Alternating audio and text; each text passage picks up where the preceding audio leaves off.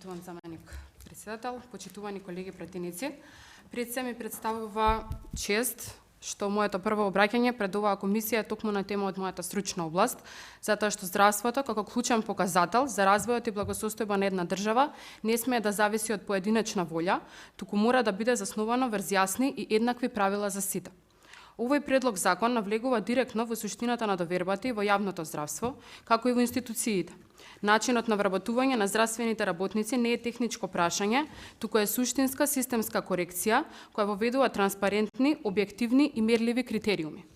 Ова го зборувам и од лично искуство, како доктор кој од неодамна го помина целиот процес за вработување, добро знам колку е важно оценувањето да се темели исклучиво на знаење, стручност и резултати, а не на субјективни одлуки.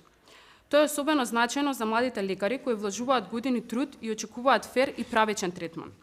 Поддршката на ВМРО-ДПМН за овој закон е дел од нашите пошироки заложби за поедноставување на процедурите и за воспоставување систем на транспарентност, отчетност и одговорност во јавниот сектор. Ние веруваме во држава која подеднакво го вреднува трудот и квалитетот на секој еден граѓанин. Со усвојување на овој закон испраќаме јасна порака дека јавниот интерес е над индивидуалните и партиските интереси и дека квалитетот мора да биде единствениот критериум што одлучува. Дополнително ми представува чест што сум дел од пратеничката група која неуморно работи за темелна реформа и подобрување на целокупниот здравствен систем и која паралелно подготвува и нови закони во оваа област, кои ќе бидат прикачани на ЕНЕР.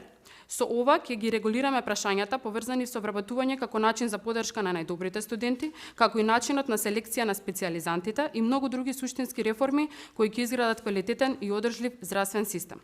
Затоа го поддржуваме овој предлог закон и повикуваме на негова поддршка во интерес на здравствените работници и на граѓаните. Благодарам.